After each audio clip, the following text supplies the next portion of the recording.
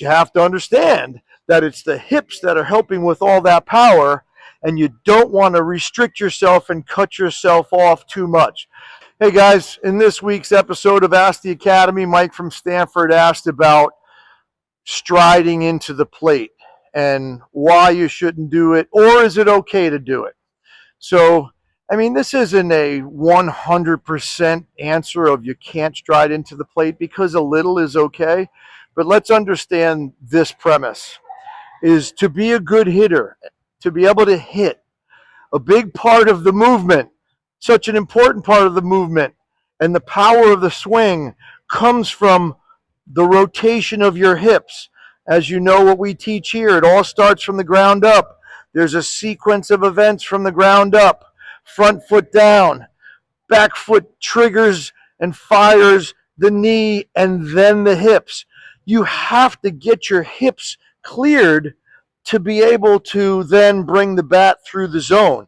Even on the outside pitch, you have to clear the hips to some extent to get to that pitch.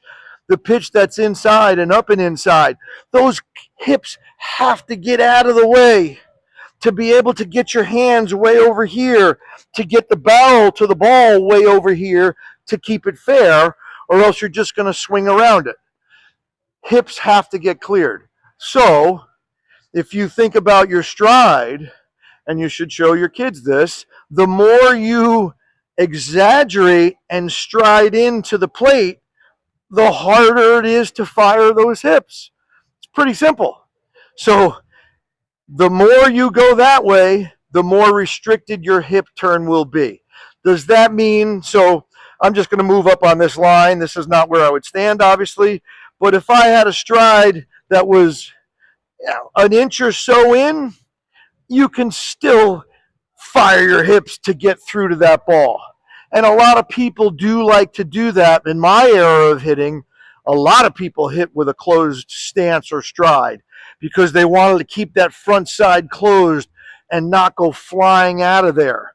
But you have to understand that it's the hips that are helping with all that power, and you don't want to restrict yourself and cut yourself off too much.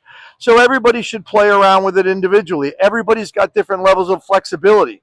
Some people can fire those hips because they're explosive and flexible, while others can't. So make sure you understand who you are, your players are, but I don't think it's ever a real smart idea to dive in too close to the plate and hit that pitch. It's almost impossible unless you're just looking away. But that's basically the rule of thumb. You need to clear the hips